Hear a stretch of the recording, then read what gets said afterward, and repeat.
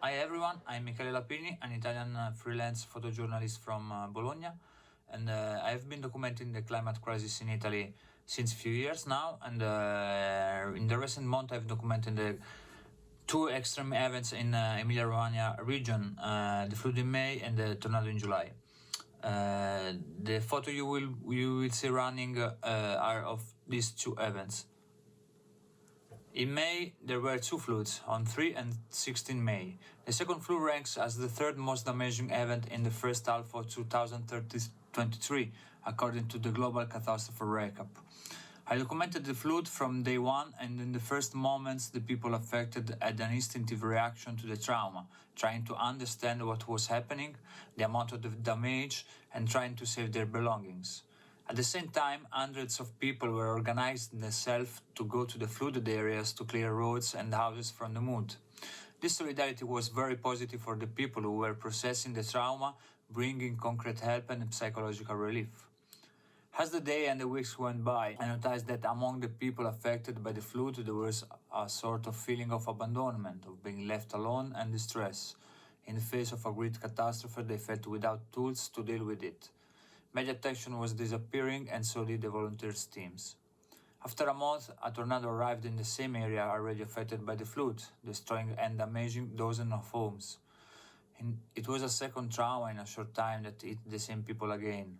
When I documented this event, I saw how the climate crisis can radically and quickly change people's lives, even in the most wealthy part of the world. The two climatic events also highlighted the different impact between urbanized and rural areas, both in terms of people condition and the attention and hate received, with a clearly unfavorable balance for marginal, mountain or peripheral areas. Thank you for your attention and the opportunity to talk about these stories.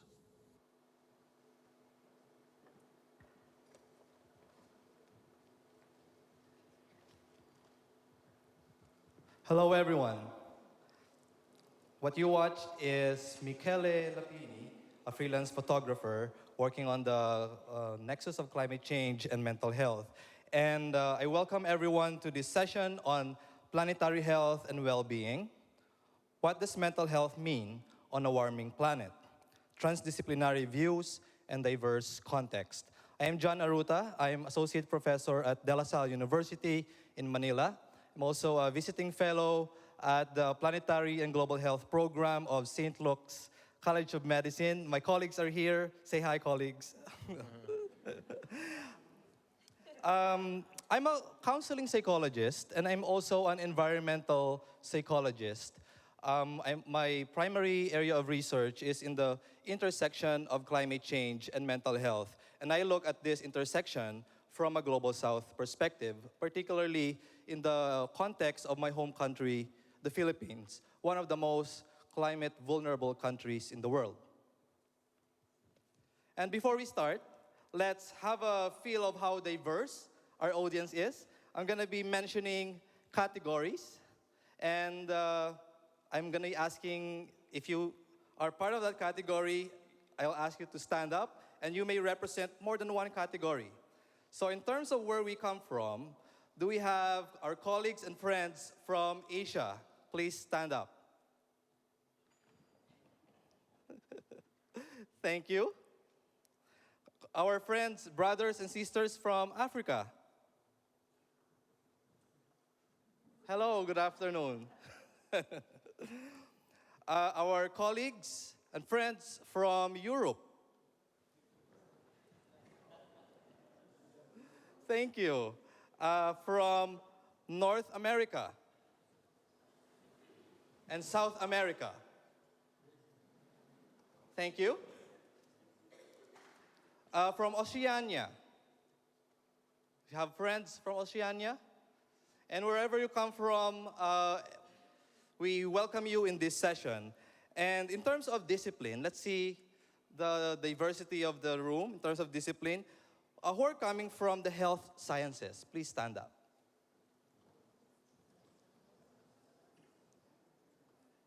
Wow, thank you. If you're like me, coming from the social sciences, please stand up. Thank you.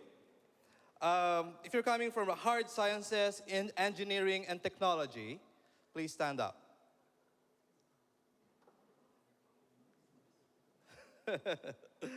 Thank you. Those who are from civil society. Thank you. Thank you. Those coming from the government. Those representing the government. We'll welcome you as well in this session. Working with you is very critical in addressing climate change and mental health. And my last question is, please stand up if you are worried or concerned about climate change.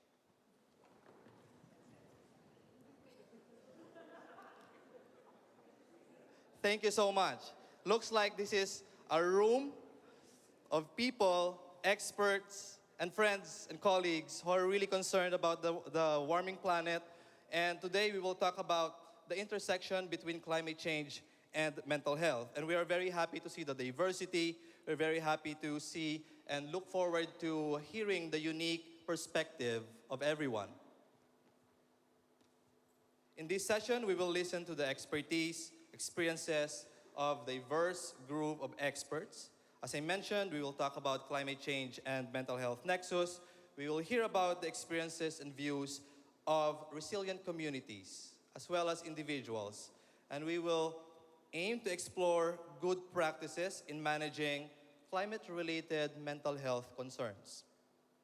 We'll also find ways and opportunities to engage the global sector in the fight against climate justice and health equity. And each colleague of mine here will have 5 minutes to tell their message. And as a part of the panel, I'd like to start my message. And I'd like to begin by sharing my earliest memories of climate threats. I come from the Philippines, one of the most climate vulnerable countries in the world. I was around 4 to 5 years old, and a strong typhoon hit our country. Our house was disintegrating pieces by pieces due to the strong wind and heavy rain. And I remember my mom feeling very hopeless.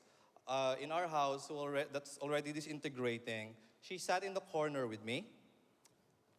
She's very scared, and I remember very vividly she was crying and praying, feeling very helpless. And in the eyes of a child, this is something that you don't easily forget, the trauma associated with the event.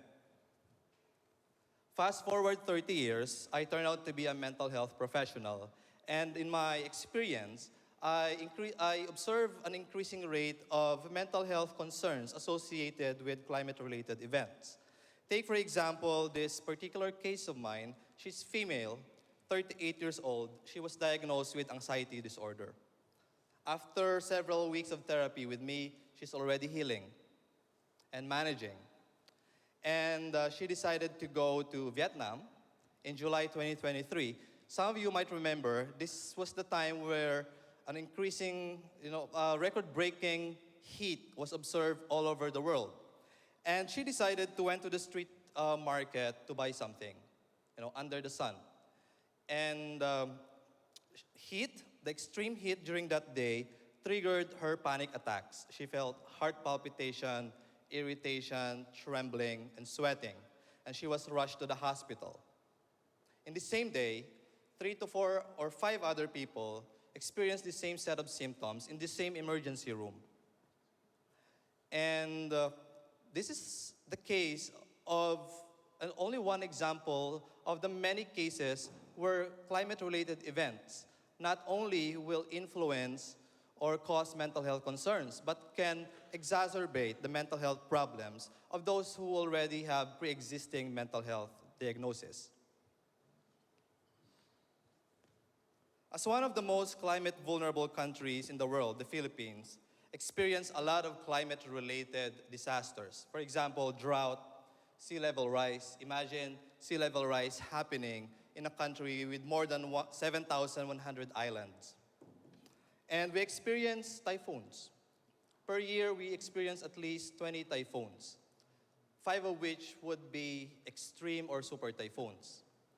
Based on estimates, an average Filipino would experience 1,400 typhoons in their lifetime. My estimate is that so far, I've already experienced or faced and survived 600 to 700 typhoons. And because of this, mental health concerns have been rising, and emerging evidence from global data suggests that young people in the Philippines are the most climate anxious in the world. And because of this, I dedicated a significant portion of my life in studying, understanding the climate change and mental health intersection and how we create solutions. But it requires everybody's expertise, background, and opinion and views. And that's why in this session, I welcome everyone and I invite everyone to work with us in addressing the difficult and pressing but neglected intersection between climate change and mental health. I'll stop my message there, and I will call one of my amazing colleagues, Matteo Innocenti, a psychiatrist from Istituto Psicologico Italiano. A round of applause, please.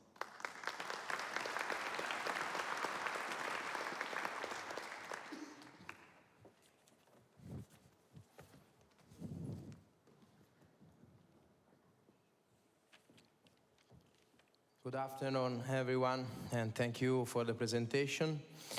I would like today to present you the environmental emotions and the indirect effect of climate change on mental health. The American Psychological Association recognized the climate change, all the characteristic of a chronic stressogenic stimulus, because it in flux does not allow for adaptation at an individual level and may enhance negative emotional experiences. In this regard, Glenn Albrecht in 1977 used for the first time in the history the term environmental emotions to describe the negative emotions generated indirectly by the climate change crisis. Today, I will briefly introduce you to this emotion by starting with eco-anxiety. Anyone know the term eco-anxiety? How many? Okay. Eco-anxiety is defined by the American Psychological Association the chronic fear of an environmental doom. Eco-anxiety is an existential emotion and condition characterized by a maelstrom of fear, anger, and despair for oneself, for future generation, and for environment in which one lives. Eco-anxiety is not a disorder, but is a practical anxiety or a positive fear for the environment, which can result in pro-environmental behaviors, attitudes, and beliefs.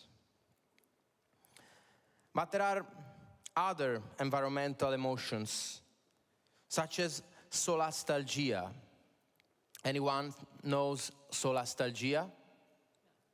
Okay. Solastalgia is a feeling of despair and loss that arises once a person realizes that the familiar environment has changed irrevocably due to pollution, climate disasters, anthropogenic action, and overuse of natural resources. Solastalgia is a widespread emotion, especially among indigenous communities that are in symbiotic relationship with the environment. Another widespread emotion is terra furie. Anyone knows terra furie? Okay, anyone? Nobody. Terra furie is characterized by explosive experience of anger and is related to frustration over environmental degradation. It is directed at all elements and people who are perceived as hindering or even contributing to environmental damage and climate change. such as certain national and international institutions and multinational political and economic organizations. This particular feeling of anger is often present in activists like us, like me. These three emotions may evolve in a particular state, emotional state and behavioral state, that is called eco-paralysis. Eco-paralysis is characterized by a sense of helplessness and sometimes hopelessness and distrust in the face of ecological threat that leads to an ability to react similar to paralysis, creating a vicious cycle of increased anxiety. It is possible that the feeling of helplessness inherent in eco-paralysis is the result of excessive activation of eco-anxiety, which is not well managed and then, on the contrary, is increased, triggering a vicious cycle whereby the more anxiety increases, the more paralyzed one feels. In the fight against climate change, a coral action of the whole population is needed. In this regard, eco-paralysis as a state of inactivity should be avoided, because it's quite similar with negationism or doomism or climate denial. Since eco-paralysis appears as a consequence of inadequate management of environmental emotions, it is important that mental health care professionals become, as soon as possible, able to recognize and properly treat them in order to foster climate change resilience and avoid inaction. Thank you for the attention.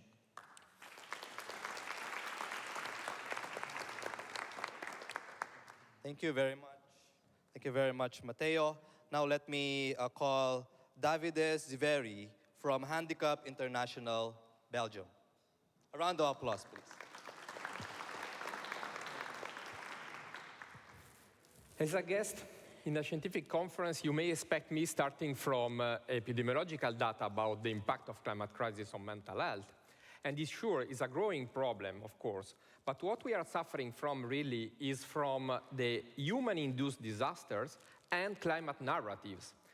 The effort from which we give meaning to what is happening, to uncertainty, to change, to the future. And I think that psychologists and social scientists have a pivotal role to play here. But I suggest also to start from what it has been said this morning. Does the data about inequities, because it's the key to understand social suffering. And I'm referring to the fact that 50% of the bottom world population suffering 70% of the losses, but they have contributed only 12% to the emission, and they have only 2% of the financial capacity to adapt. So we know that climate crisis is about injustice, and this is a starting point for social sciences.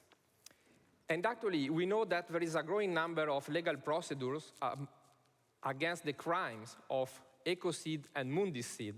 And ecocide has been recognized by EU just a few days ago. And you know very well the Shell case, for instance. But when we are facing so many crimes, it means that is not by accident. It's because what Galtung in '69 already called structural violence.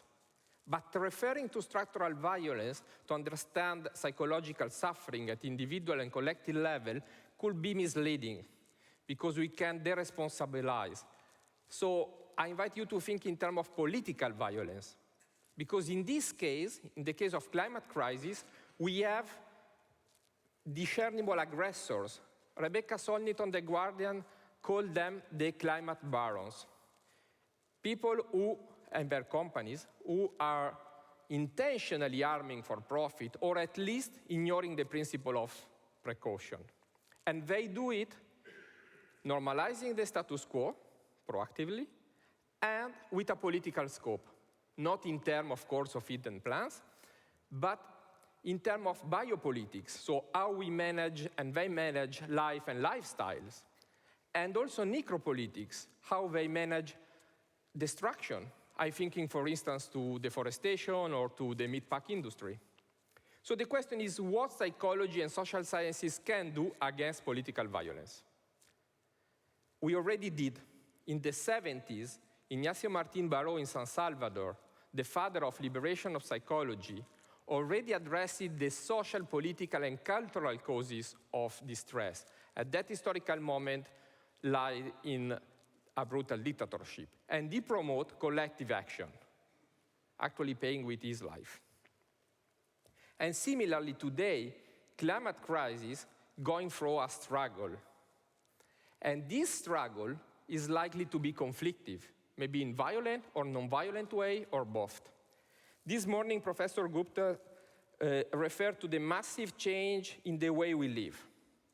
Of course, this massive change will not be easy, and social tension will appear. So the question is why climate-aware psychologists should stand up in such a conflict. And there are at least two reasons.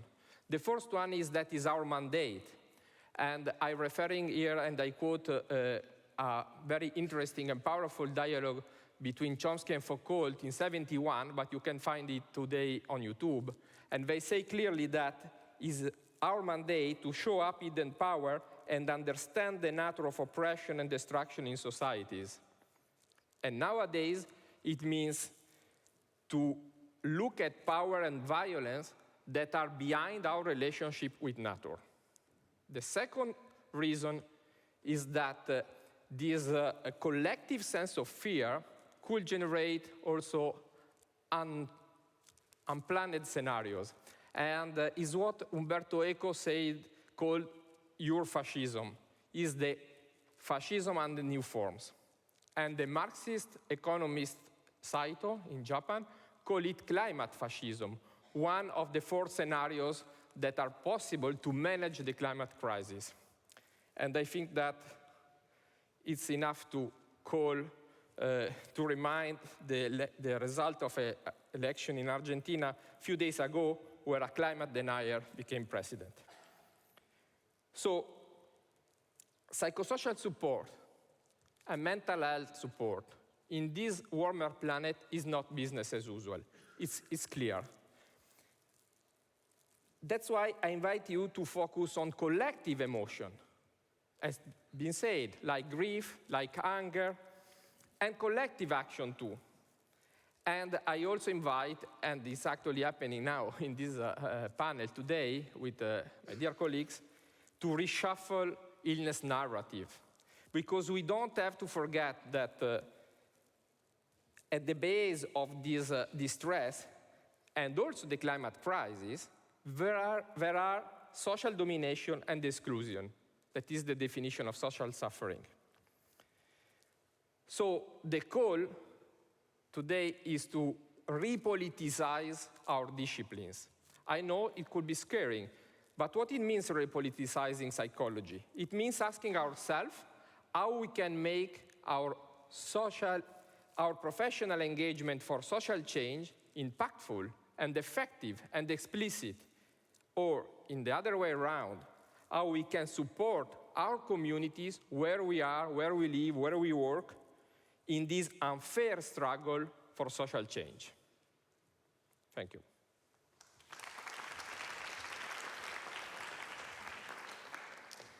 Thank you so much, Davide. Now let me call Hilda Flavia Nakabuye and Rivka Milis from Fridays for Future, Uganda, and the Netherlands.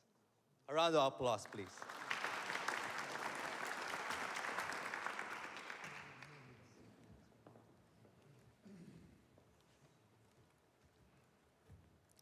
Climate change, it's global. Its impacts are local.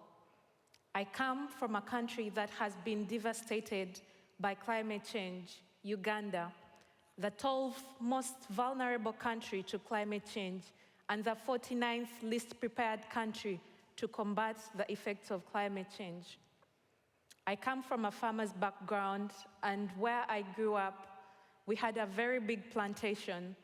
We used to feed almost our whole community because we had lots of land where we could grow crops like bananas, cassava, sweet potatoes, and maize. We had livestock, cows, goats, pigs. But in a time, we experienced heavy rains that lasted for 3 days. These were characterized by strong winds. Our livestock suffered as well as our plants. Our plantation was devastated. I remember a time when my grandmother cried, saying the gods have cursed us for whatever reason that I didn't understand because I was young and I wasn't aware about climate change. Growing up, I realized that the gods had not cursed us. It was all climate change. And knowing that, I realized that I hold powerful information, and therefore I took it upon myself to create awareness, to spread this powerful information with the hope that it will change millions of people's lives. And in doing that, I joined the Fridays for Future movement to create and spread awareness about climate change in massive, massive numbers. Thank you. I'm Rivka from the Netherlands, and I'm 16 years old. And I want to talk a bit about the situation here in the Netherlands. So maybe, I don't know if people from the Netherlands noticed, but a few weeks ago, a recent study was done about eco-anxiety among youth. And it showed around 70% of the people or the youth in the Netherlands are worried about climate change. And even 20% experience climate stress. This means they're really scared about their future. They feel powerless and don't know what we are going to do to fix this. For me, it's the same. I'm really scared for my future, but not only my future, but for the people, the future that live in already affected areas. The children who don't even get a chance at the future anymore. Because of my government's inaction. I'm really angry that my government is doing nothing about this crisis. So with Fridays Future, it helps me with feeling less stressed. Taking mass action with people from all over the world, it helps me feeling and not feeling alone. That we together can fix this. So maybe. I and Rivka come from different backgrounds, but we are part of the same movement, Fridays for Future. This is because we youth are worried about the future that we will live, and therefore we are uniting in the hundreds, in thousands, in millions to spread the climate alarm, to ring the alarm and to demand for global action. We are all affected differently by the climate impacts, but with action, we need to do it collectively. We need climate action now. We have a message that we want to share with you today, and we are going to do it in form of a chant. So we are going to say, what do we want? And you will respond, planetary health. And when we say, when do we want it? We respond now. Okay? We go. Yes. What do we want? When do we want it? Now. Louder. What do we want? When do we want it? Now. What do we want? When do we want it? Now. Thank you.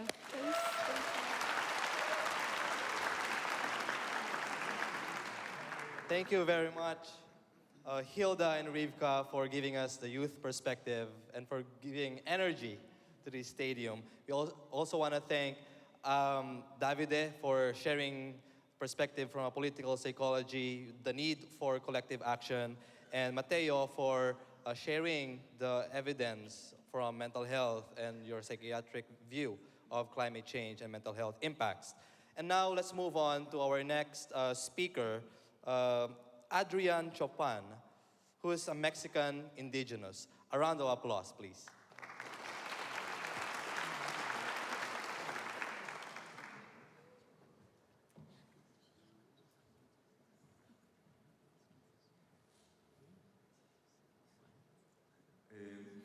Well, just listening to our brothers and sisters, and also talking with John a few minutes ago about all the similarities that we share with Filipinas in so many cultural ways, and the ways how we perceive the climate change now, how things are moving, the storms.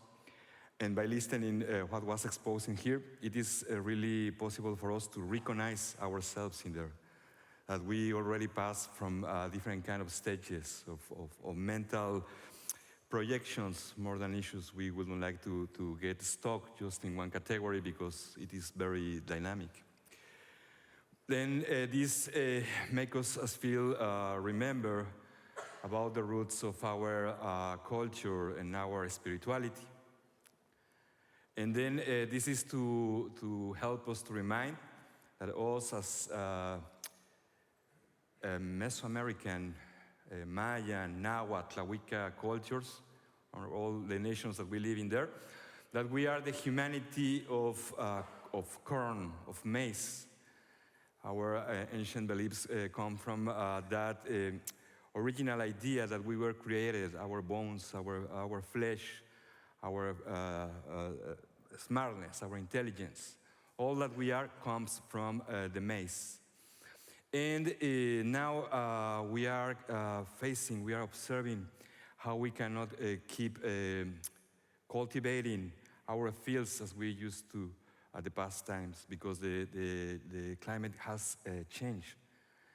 And then we never know what to do or when to put the seeds again on the floor, but we keep doing it. But we are losing our native seeds. This is something very horrifying, as well as when we face what it is like we are just on the front line of all that it is happening with the different impacts that system, and sometimes we as well as human beings, we are provoking on Earth. So we are witnessing on direct ways the impact, the damage that we are provoking on our beautiful planet. As we were mentioning before, we have this kind of hurricane culture as well. But this means that we are under tension since May to November, you know? That it is a time when you can pick your phone now and follow the forecast that comes from Miami, telling us where the storms or how the storms are moving, and then how we can prepare ourselves on what could happen to us. So it is some kind of tension, and then when we see it coming, a hurricane coming straight to us, it's very stressful, a lot of work to do before the storm, and much more work to do after it. Or this year that we didn't have rain for the most of the year, and it came really late, so all the fields, the corn fields are lost, as well as all the other plants that we are cultivating in there. It is a year of loss, of lack of opportunities. So we are thinking that if this continues this way, we're gonna face an alimentary emergency too in those areas.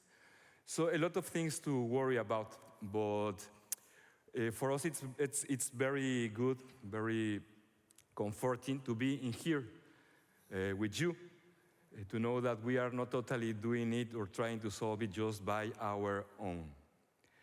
So as we are observing also, like on the coast, the arrival of massive sargassum and plastic, and a lot of things are happening. In there, it is like that we know that we are just on the portal of the change. As we were told by our ancestors not really long time ago, that we are about to see things that we never imagined before. So we know this is a time for us to act. But as I said, we don't want to get stuck on the fear. It is important for us to keep celebrating our lives as a beautiful gift that we always keep, and to keep using our practices that we know that we are just one being with nature. We are fire, we are water, we are earth, wind. But also we have the opportunity to be promoting our inner good health, and in a way that we can keep our minds stable, and that we can really become into useful people for creation. So I just want to propose you to do a common exercise in here. It is very elemental. We're going back to the elemental things, like medicine that we can get really easily, but we sometimes forget to practice. And this is about to breathe deeply. Our minds used to go a lot to the past or to the future, dimensions that really doesn't exist. On Mayan, we call it, the place to stay, we call it Waje Beglai, which means here and now. So my proposal on this moment is, please stand up for a moment, please.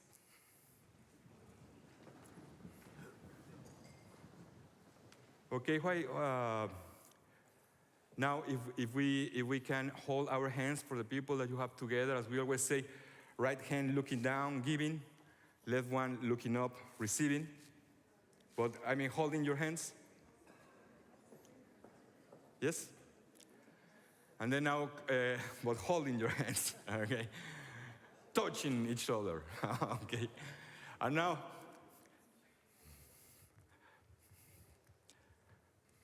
yes. And now let's close our eyes and let's breathe deeply, breathing in and down, in and out. So we keep observing where our mind is, if it is far on the past or far on the future. And from there, we bring it back to here and now by breathing deeply, in and out. In and out. Here, centered. There is no worry now. There is no fear. Here and now, everything is fine. We are connecting to the right task to do.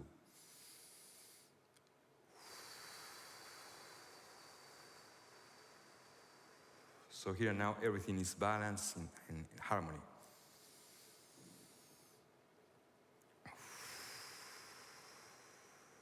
Now, repeat after me, please, as we say, Waje, Waje, and then exhaling, Meglai. Again, Waje, Meglai. Waje, Meglai. So this should be the tick-tock of our inner clock. Waje, Meglai. So daily practice, main task, to remain here and now, and to keep doing what we are here and now. Thank you very much.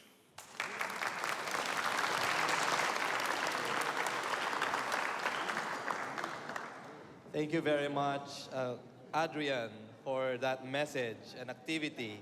And last but not the least, let me call Chiara Cadedu, a public health and planetary health expert from Erasmus School of Health Policy and Management, Erasmus University, Rotterdam. A round of applause, please.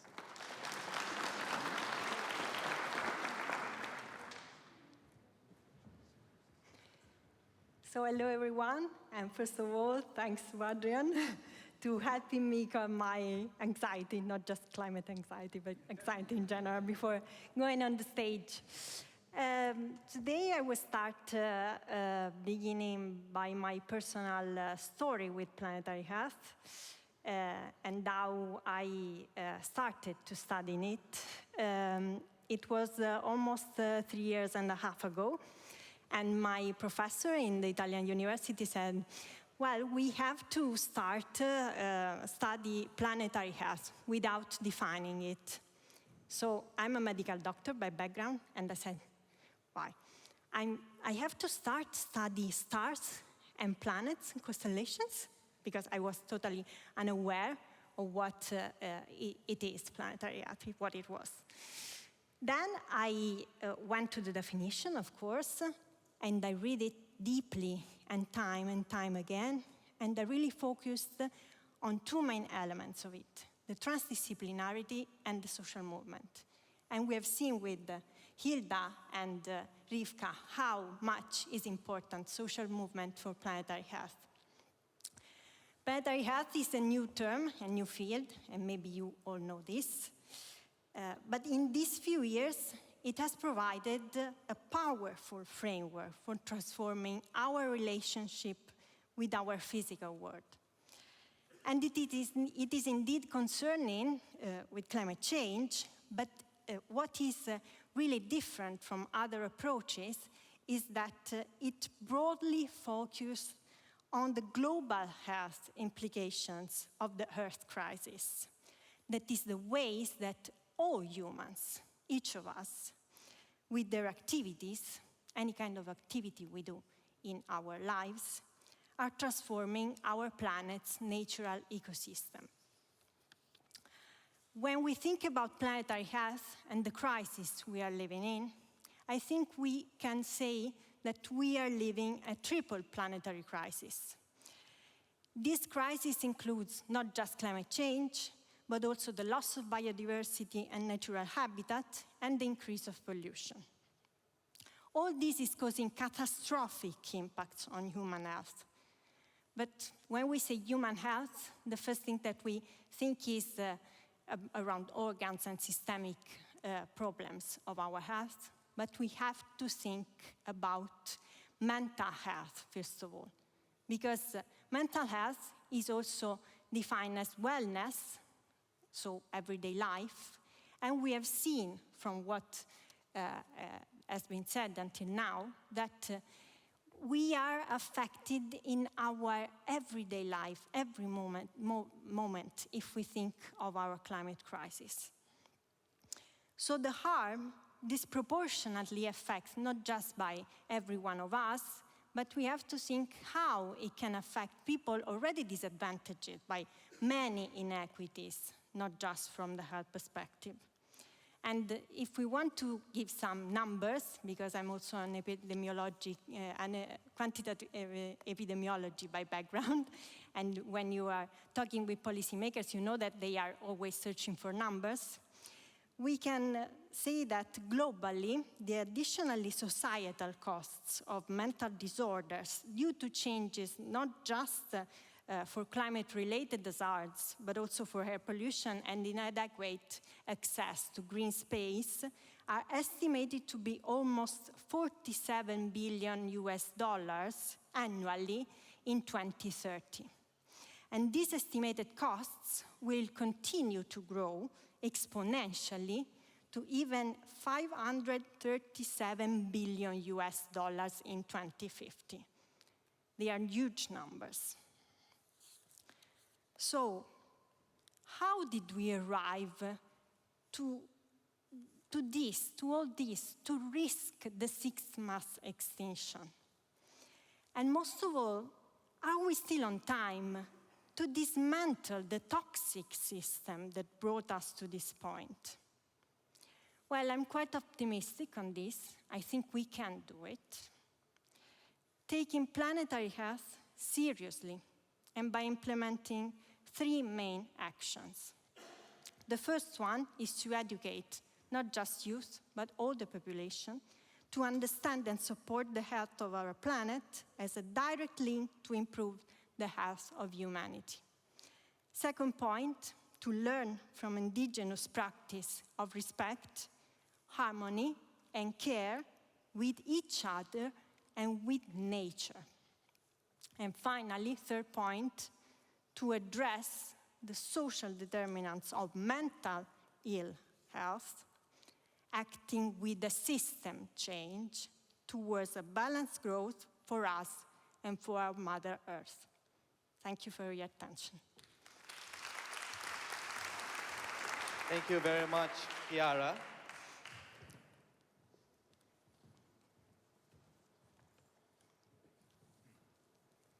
All right, in the next 15 minutes, we'll be asking questions to our amazing panel presenters here.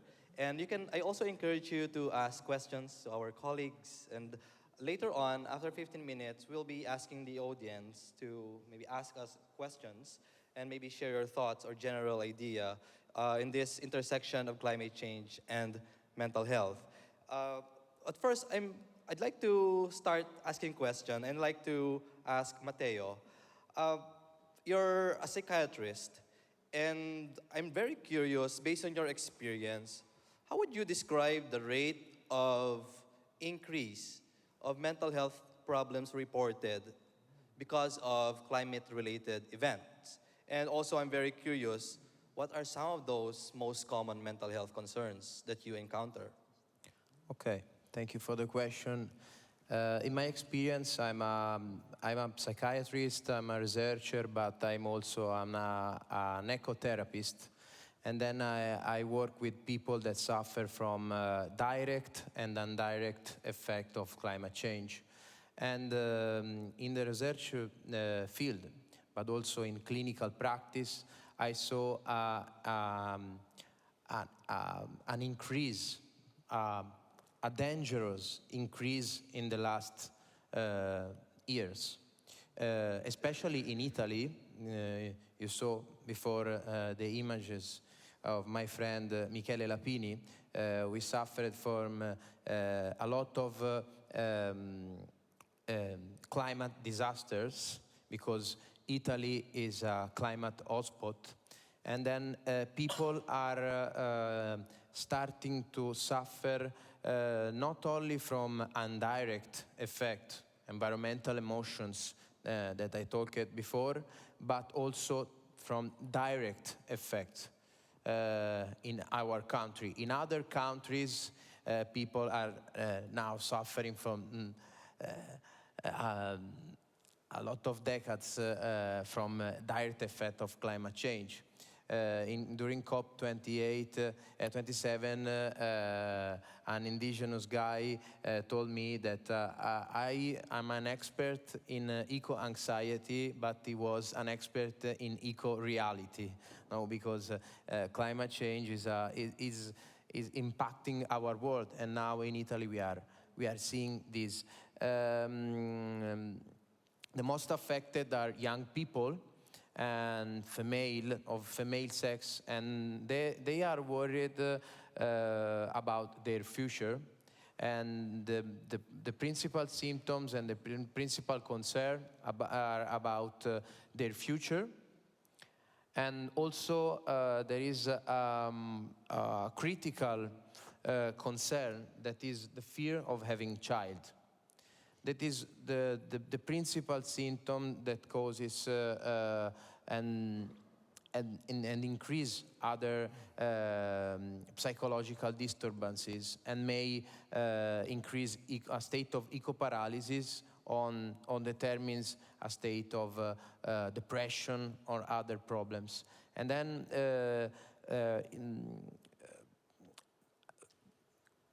climate change disasters are more frequent and more heavy, and people are suffering both directly and both indirectly.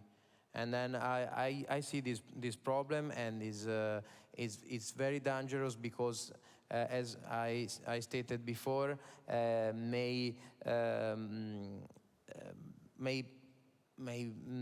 determine this state of apathy and inaction. And then we have to foster resilience, and we have to push people. We have to help young people by giving them solution, by giving their support, psychological support, and increase our awareness and our preparation of managing this mental state and disorders. Thank you very much, Mateo. And of course, we know that many climate-related events directly and indirectly would impact mental health. But also, we need to acknowledge that there are many different pathways here. There are also emotional responses to climate change and overall environmental problems. For example, Mateo mentioned eco-anxiety. You may be familiar of climate anxiety. And in general, we view these emotions as normal emotions. They are not psychological disorders, because I would even argue that these emotions are necessary for climate action. Without anxiety about climate change and overall ecological crisis, people would not be driven to act, right? So the key as well is, how do we translate these emotional responses into action? And since we're talking about action and activism, I'd like to ask Hilda and Rivka, as individuals representing the youth, what do you think are the ways to assist our young people in understanding the distress that they experience in the context of climate crisis? In your organizations, for example, what do you do to make sure that they can cope and manage these emotions? Okay. Do you want some? Or you can start? So at least in Fridays for Future Netherlands, everyone in the organization is friends with each other. So it's a very safe space to talk with each other about what you're experiencing or the distress you feel. And we look out for each other and we help each other when needed. Where it's a lot happens that someone needs a break, and then we make sure someone else takes over. So things like that, maybe. Yeah. So in Fridays for Future Uganda, most of the activities we do are termed by the government as anti-development. Because we create massive awareness about climate change, and in most cases it's our governments that support the organizations or the companies that are leading these environmental challenges. For example, fossil fuel companies, for example, Chinese investment companies that construct in wetlands and clear forests, cut down forests to plant rice. So we create awareness about this, and the government terms us anti-development. And I see that there is a lot of stress because many activists or young people who would like to join the Fridays for Future movement fear to join because they think we are against the government. And also recently, there is the East African crude oil pipeline that is yet to be constructed in Uganda. This is an oil pipeline that is led by Total Energies. And every activist or human rights defender who speaks against this pipeline and the human rights violations that are tied to it is mentioned anti-development. So this threatens many people, many activists to join. And also the activists that work on this pipeline often face mental issues because we are often arrested, we are detained, we are threatened, we are followed by police, military, individuals we don't even know. We get weird messages from people telling us, don't do this, don't do this. So all this creates a lot of mental challenges for many activists, and we find ourselves, instead of spending the money we collect from the movement on implementation of activities like climate education, we spend more on, for example, psychological needs or relocating activists so that they are not followed or they are not detained. So there's a lot of challenges that we get, but what we do is we organize many security trainings, for example. We organize psychological sessions with fellow activists. We talk to each other. We use secure apps to communicate to each other so that we reduce the risk, the security risks involved in this. And we organize, like for international events, for example, like COP28, we always have sessions where we meet and talk about each other just to take away that daily stress of COP and how COP is really like stressful. So we make sure that every day we meet to know how each other is doing. Thank you very much, Hilda and Rivka. I think those are very important point of view. And I think what we're getting is that while engaging in climate action is necessary in expressing climate emotions and distress we experience, in some places, there are barriers to climate activism. And I agree with you as well. In the Philippines, it's one of the top countries in terms of murders of environmental and climate defenders. And it's very difficult to engage in climate activism because anytime you can be labeled as a terrorist, and therefore anytime as well you can be targeted, you can be intimidated, even kidnapped or killed. So there are complexities in this issue. And thank you so much for sharing that insight. And Davide, earlier you mentioned about collective action and political psychology. And we know that climate change beliefs and views are heavily influenced by political views as well. People are highly divided in this aspect. So I'm very curious, what can we learn from political psychology to narrow this divide in political views and therefore encourage more collective action in the context of climate change? You're right. Polarization is actually one of the key features of political violence, as it has been described since, in its history, since a few decades. And this is what is happening more and more. So it's very important also here today, because we cannot take it for granted that, especially on this matter, psychology and social sciences are consensual, even in this panel, and that's very richful, actually. Because it's an ongoing discourse, especially under planetary health framework, because it's quite new or emerging, at least at this level, in the recent years.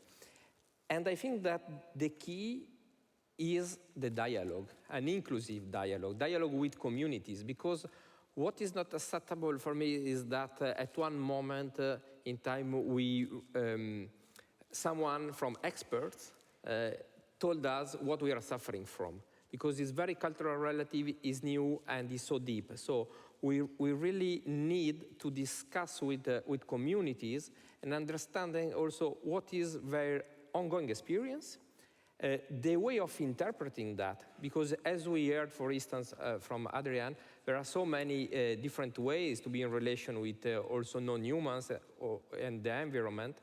And this suffering, when I mentioned before social suffering, I also refer, as Bourdieu said, to the experience of suffering. And this is changing on time. So the idea is not of course, to label, and because if we label, then we polarize, because then we have one label against the other. So it's really a process, and that's why I'm somehow happy that we don't have a planetary mental health handbook, because we don't need a checklist of solution, even if sometimes we feel that we need. I work in NGO, and on the field we need it sometimes. But it's also good news, because it means that it's a call to involve us, to engage us in dialogue with the community. Thank you so much, Davide, and I agree with you. It can hopefully and eventually encourage collective action. And when we talk about collective action, we need to acknowledge the importance of interdisciplinarity, collaboration across sectors. And Chiara, I want to ask you, how important is collaboration in truly addressing the climate change and public mental health nexus? Yeah, thank you for this question. As I said, I think that the transdisciplinarity, which is inside the definition of planetary health, is really one of the answers that we have to really implement in our society, in our communities.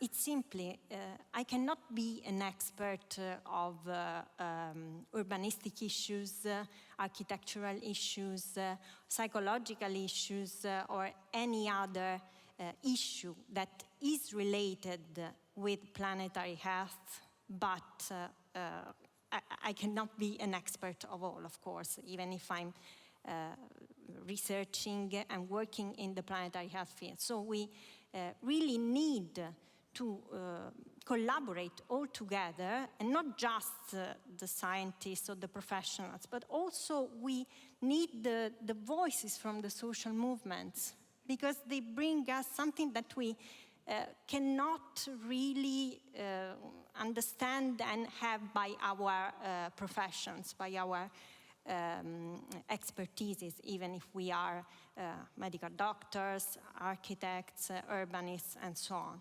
So I think that this is really the essence of planetary health, the transdisciplinarity and the collaboration all together, even something that it is not science, like arts, like social movement, as I said.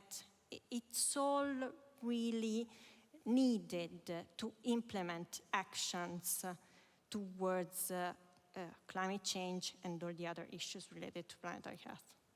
Thank you, Chiara. I totally agree with you that when we do collaborate, we need to include the voices of social movement and those who have less voices in the typical discourse on climate change and mental health. And now, in relation to that, I would like to ask, as an indigenous individual, Adrian, what do you think are the lessons that we can learn from indigenous knowledges and wisdom in, number one, preserving nature, and number two, practices that you engage in to flourish or protect your mental health?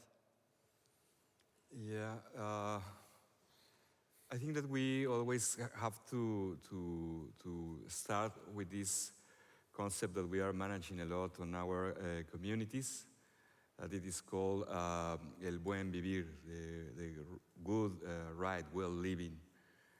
The thing is that our concept of the world is not like really too complicated. We always try to keep it simple. By starting on the way how we consume things or what we need to live. When we live in the jungle, it is so elemental, you know. It is not necessary to keep too much things.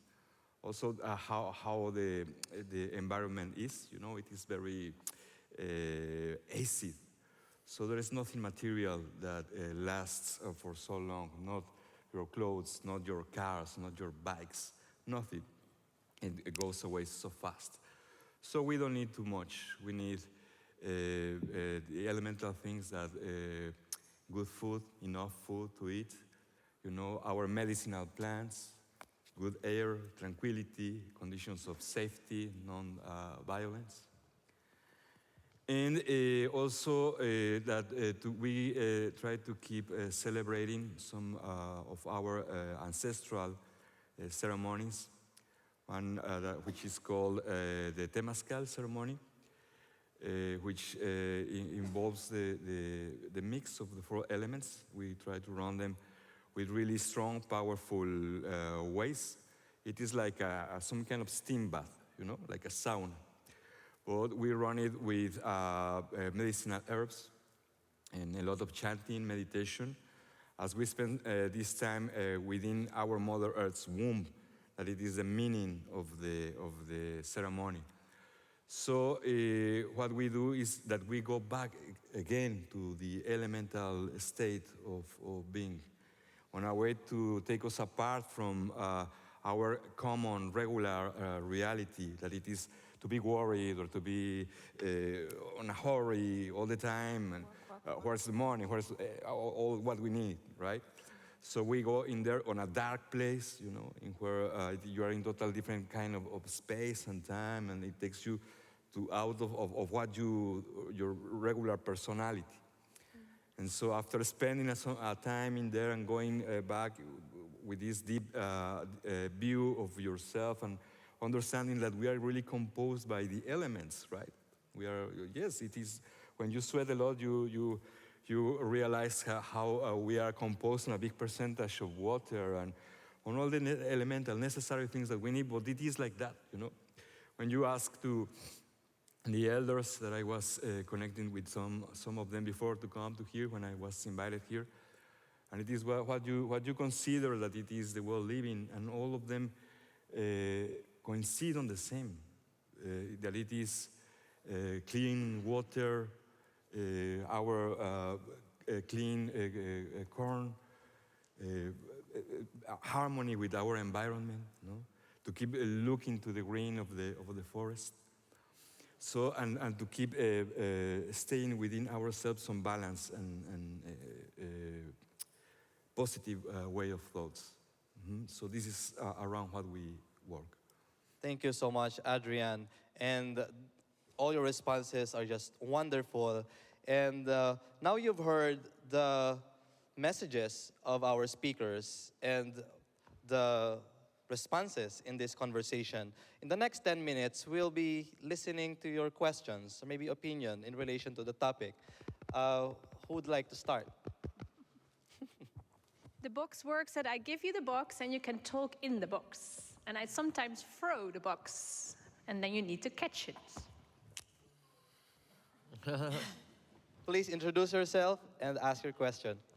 Yeah, I'm Aloysius James, coming from India, representing West Bengal VHA. I think it's wonderful to hear from all of you about actually the mental health issues coming from the climate change related things. I just wanted to bring out another dimension here. See, the vulnerable communities, the disadvantaged communities, especially those in the developing or underdeveloped countries, they're already going through this mental health crisis. Due to various factors, the socio-political, the economical, all probably the man-made disasters.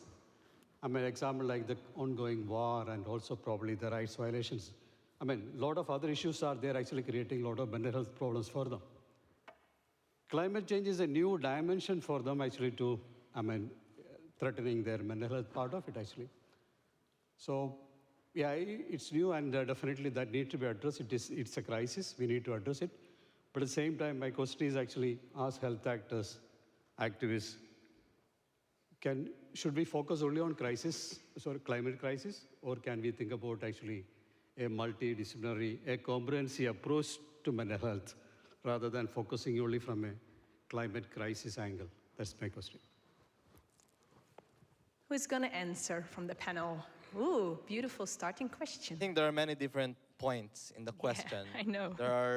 There are points on developing countries and for example, I'm a researcher on climate change and mental health, and I'm quite aware that in terms of mental health symptoms in relation to climate change, there are beginning evidence that people in the global south experience greater symptoms of mental health problems than their their counterpart in the people in the global north. And this comes to the issue of climate justice, where people in the global south who are not primarily responsible for climate change experience the most severe brunt, especially mental health consequences of the climate crisis. And there are also points in the question about, should we broaden our perspective further? Instead of looking at climate change and mental health nexus, should we talk about mental health from a much broader perspective?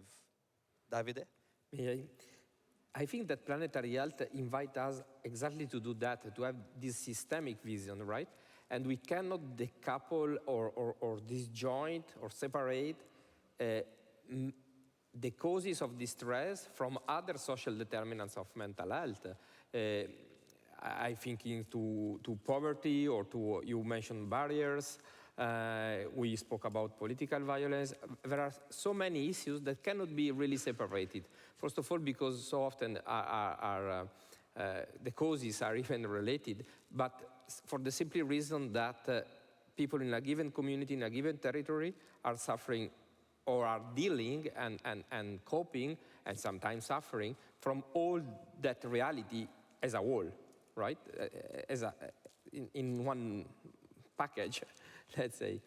So it cannot be disjointed. On the contrary, we really need to explore that system. Of course, it's complex, and is the challenge of planetary health, also from the mental health aspects. Thank you, Davide. Matteo, and then we listen to Hilda next. I would like to say that we are now living in a moment, in a social and global moment. There is a mental health emergency just now, and climate change will also and will only increase this mental health crisis.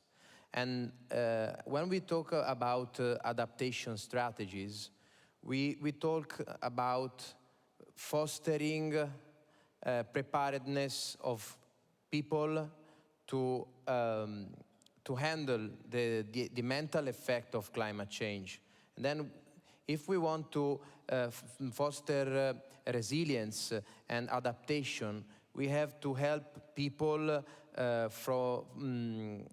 in their mental health problems, not only mental health problems caused or related to climate change and climate change crisis, but the existence mental health problems. And then we have to help people now. So I will answer in a layman's understanding. In this case, climate change is the elephant and mental health is like the grass. So in a simple understanding, as most of you are medical practitioners and doctors, I would think that prevention is better than cure. So if we can combat climate change, it will reduce the cases of mental health. Thank you. Totally agree. Thank you very much. In the interest of time, we can accommodate one question. Sir.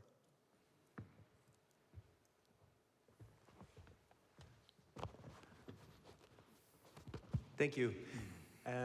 Just a small intervention from my side. My name is Steph. I'm working for the Belgian Development Agency. And last week we had a small seminar on climate change and health. And my friend Ashur, he's a psychiatrist. He drew attention to the fact that mental health is an enormous problem today, even without climate change. 1 billion of people living on this planet will suffer one day or another from a mental disorder. First part of the problem. The mental health is totally underfunded, so we are putting no money into it.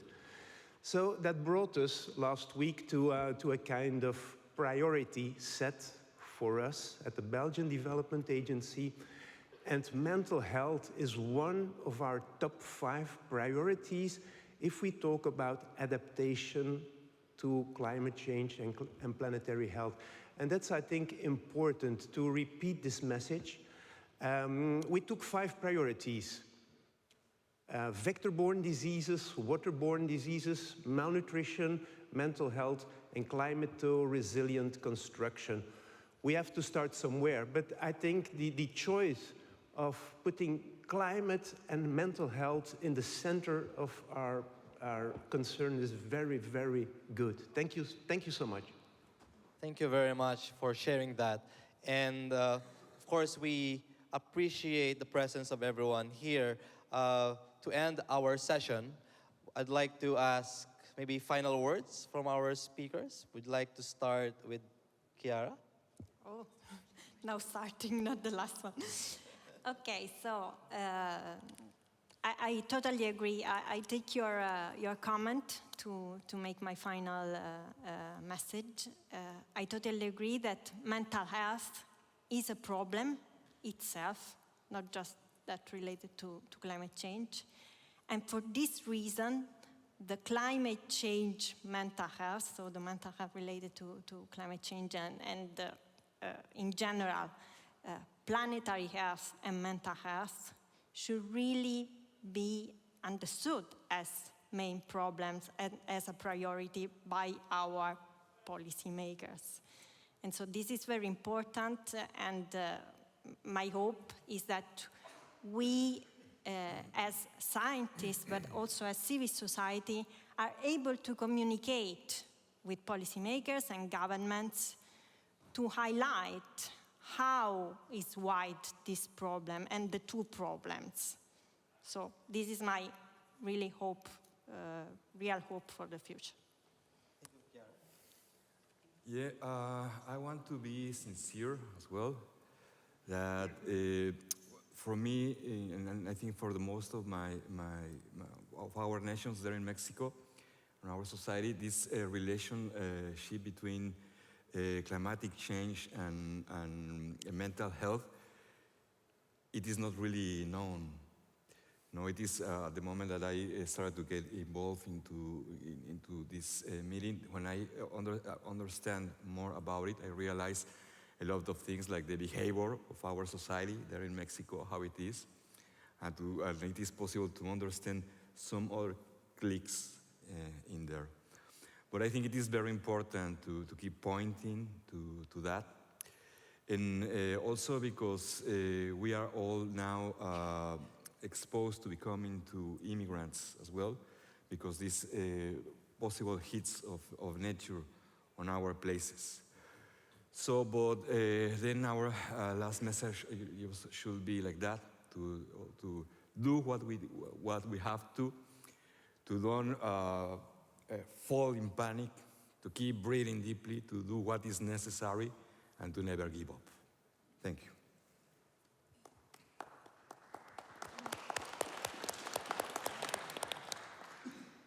Well, for me, I would like to end on a positive note that Dr. Ruben, during his presentation in the morning, emphasized that as medical practitioners or as health practitioners, there is a value that you all of you hold as medical practitioners, and that is empathy.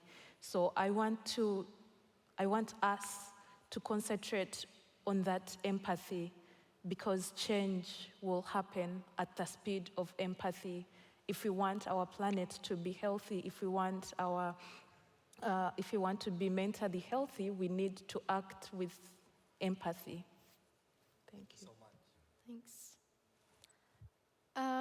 Like Hilde said earlier, I think this mental health crisis is a crisis that's completely preventable.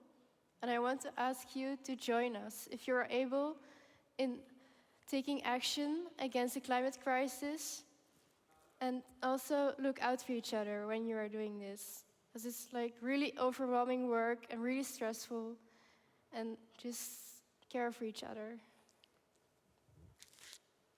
I would like to say that we are all scholars and young people and different people, but we are all activists, and we are all aware of the climate change crisis, and we are all worried about this crisis. And then we have to fight our climate change anxiety, and we have to handle this in order to be resilient. And then I would like to share with you the 3 ways to handle climate change anxiety. The first one is to behave in a pro-environmental manner, and then to change our lifestyle for reducing our sense of guilt and increase our sense of self-efficacy. The second one is to share with other people our problems, our worries, and make group and share our knowledge and help other people and make groups in order to increase our self-efficacy and increase our social general self-efficacy and reduce our sense of loneliness, helplessness, and hopelessness. And the third way is to restore our connection and relationship with nature, because we talk every day about climate change and climate change crisis, but if you look around yourself, you don't see anything of nature. And then we have to restore our relationship with nature, because nature have demonstrated health benefits, and we have to stay in the nature, and we have to change our lifestyle, because it is important, because we have to save nature, we have to save ourselves, but we have to change nature and all the form of life that are in the nature. And so this is my message. Thank you so much. On my side, I wish to say that I agree with what Stefan said. We know very well that in global mental health we are facing a treatment gap. And this morning the photographer said very clearly that everyone is afraid in such a situation, and more. So treatment gap will be bigger and bigger. That's why I think that in addition to what have been said, I think that we need to tackle our root causes that are often political. We need to create supportive environments. We need to invest in nature, because more nature around us, as you said, it results in more well-being for everyone. And fourth, we need to empower communities, not to work just supporting them or in their behalf. That absolutely is not correct, but really to empower community to make the job, because it's too huge. Thank you. Thank you so much, and those are really powerful and meaningful responses. And we would like to thank your presence in this session and everyone's presence as well. And to summarize, we'd like to express our gratitude in you coming here and listening to our insights. And we're equally learning from you, of course, and we're happy to discuss with you, exchange ideas with you, even after this session, to really learn more about this emerging field of planetary health, climate change, and mental health. We close our session here. Thank you very much.